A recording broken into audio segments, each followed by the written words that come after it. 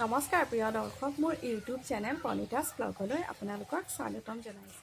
আজি বনাবলৈ লৈছোঁ আলু চপ। আলু চপ বনাবলৈ মই এইদৰে আলুকেইটা কাটি পেলাই ধুই লৈছোঁ। ইয়াত 8টা আলু আছে। আলুকেইটা সৰু সৰু হোৱাৰ বাবে মই আলু 8টা ল'লোঁ। আপোনালোকৰ লগত যদি ডাঙৰ আলু আছে তেনেহ'লে আলু কমকৈ ল'লেও হ'ব। আৰু মই আলু চপ বেছিকৈ নবনাওঁ, 5টামান আলু চপ হ'বগৈ এইকেইটা আলুৰে। এতিয়া আলুকেইটা কুকাৰত দি দিছোঁ আৰু আলুকেইটা বইল কৰি ল'ম। 2টা চিটি অহালৈকে আলুকেইটা মই এইদৰে বইল কৰি ল'ম। আৰু লাগিব পিঁয়াজ। ইয়াত মই এটা পিঁয়াজ এনেকৈ কাটি লৈছোঁ। জলকীয়া, ইয়াত 2টা জলকীয়া আছে। আপোনালোকে যদি জ্বলা বেছি খায় তেনেহ'লে জলকীয়াৰ পৰিমাণটো বঢ়াই ল'ব। হালধি, সোৱাদ অনুসৰি নিমখ, গৰম মছলা আৰু গোটা জিৰা কেইটামান। বইল হৈ গ'ল। এতিয়া মই গেছত কেৰাহীখন পাতি দিছোঁ। কেৰাহীখন গৰম হোৱালৈকে আলুখিনি পিটিকা কৰি ল'ম। এয়া আলুখিনি পিটিকা কৰি ল'ম। আপোনালোকে আলু পিটিকা কৰোঁতে এটা কথা মন কৰিব, আলুখিনি যাতে ভালদৰে পিটিকা কৰি লয়, নহ'বা আলু চপখিনি খাবলৈ বেয়া হ'ব যদি পিটিকাটো ভালকৈ নকৰে। আলুখিনি এনেকৈ ভালকৈ পিটিকা কৰি ল'ব যাতে অকণমানো আলু গোটা হৈ নাথাকে, নহ'লে আলু চপখিনি খাওঁতে ভাল নালাগিব। কেৰাহীখন গৰম হৈ গৈছে। এতিয়া আমি ইয়াত তেল দি দিম। চাব, তেল অকণমান দিব, বৰ বেছি নিদিব। এচামুচ জোখাৰে তেল দি দিছোঁ ইয়াত। তেলখিনি গৰম হোৱাৰ লগে লগে গোটা জিৰা কেইটা দি দিম।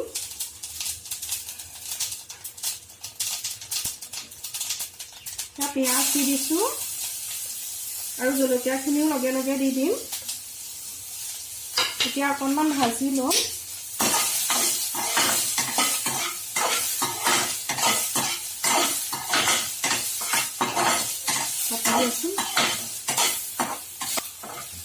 পিঁয়াজখিনি ৰঙচুৱা হোৱালৈকে এইদৰে ভাজি থাকিব।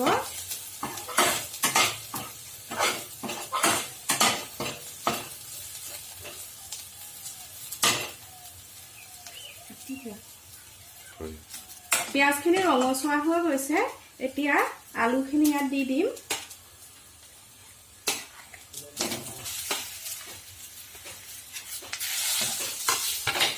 আলুখিনি ভালকৈ পিঁয়াজৰ লগত মিলাই ল'ব এইদৰে।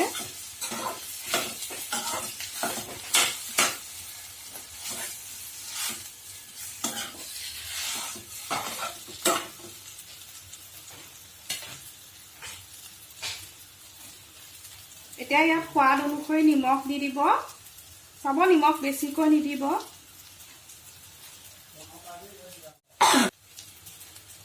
হালধি আৰু গৰম মছলা কম। আলুখিনি ভজা আমাৰ হৈ গৈছে। আলুখিনি বৰ বেছি সময় ভাজিব নালাগে, 2 পৰা 3 মিনিট সময় ভাজিলেই হ'ল।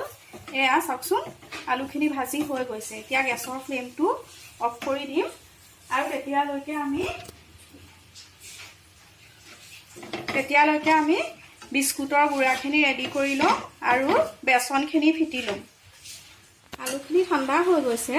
চাব, আলুখিনি একেবাৰে ঠাণ্ডা কৰি নল'ব, অকণমান গৰম হৈ থাকোঁতে এনেকৈ মঠিয়াই ল'ব। এয়া দেখিছে, চপৰ আকৃতি দি দিছোঁ। আপোনালোকে যদি বিচাৰে গোলকৈও ৰাখিব পাৰে, কিন্তু মই এনেকৈ খাই ভাল পাওঁ। একেবাৰে বাহিৰৰ আলু চপৰ নিচিনা লাগে দেখিবলৈ, নহয় জানো?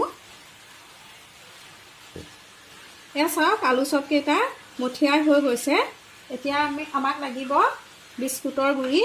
ইয়াত মই খাস্তা বিস্কুট লৈছোঁ। আপোনালোকে যিকোনো বিস্কুটৰ গুড়ি ব্যৱহাৰ কৰিব পাৰে, কেৱল বেছি মিঠা বিস্কুট ব্যৱহাৰ নকৰিব, নহ'লে আলু চপখিনি খাবলৈ মিঠা হৈ যাব পাৰে। মিঠা হ'লে ভাল নালাগিব। আৰু বেচনখিনিও ফিটি লৈছোঁ। বেচন ফিটোতে মই ইয়াত অকণমান কাশ্মীৰী ৰেড চিলি দি দিছোঁ আৰু লগতে নিমখ অকণমানো দি দিছোঁ। নিমখ বেছিকৈ দি নথব, কাৰণ আমি আলুখিনি ভাজোঁতে নিমখ দি লৈছিলোঁ। ইয়াত যদি নিমখ বেছিকৈ দিয়ে তেনেহ'লে চপকেইটা নিমখীয়া হৈ যাব পাৰে। প্ৰথমতে এনেদৰে বেচনত জুপিয়াই ল'ম আৰু তাৰপিছত বিস্কুটৰ গুড়ি এইদৰে লগাই দিম। আলু চপখিনি বিস্কুটৰ গুড়া লগোৱা হৈ গৈছে। এতিয়া মই কেৰাহীখনত তেল দি দিম।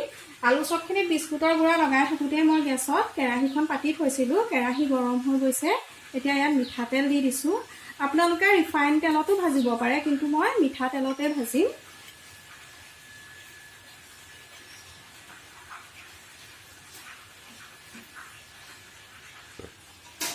এয়া তেল গৰম হৈ গৈছে। এতিয়া আমি চপকেইটা এটা এটাকৈ দি দিম।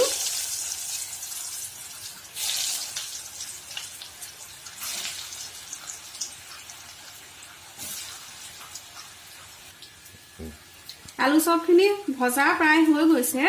এয়া চাওকচোন কি ধুনীয়া ৰং উঠিছে। মই এটা এটাকৈ কাঢ়ি দিছোঁ। এই তিনিটা আলু চপ ভজা হৈ গৈছে আৰু এইকেইটা অকণমান ভাজিব লাগিব। লুটিয়াই লুটিয়াই দিছোঁ। দেখিছেনে? একদম বজাৰৰ আলু চপৰ নিচিনা হৈছে দেখিবলৈ। এয়া চাওক আমাৰ গৰম গৰম আলু চপ খাবলৈ হৈ গৈছে। মই আজি আলু চপখিনি চচৰ লগত পৰিৱেশন কৰিছোঁ। আপোনালোকে যদি বিচাৰে যিকোনো চাটনিৰ লগত খাব পাৰিব। মই আজি চচৰ লগত খাম। এয়া মই এটা ভাঙি দেখুৱাইছোঁ।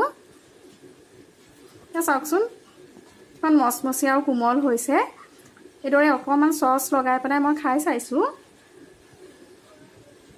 বহুত টেষ্টি হৈছে। আপোনালোকেও এনেদৰে ঘৰতে গৰম গৰম আলু চপ বনাই খাবচোন।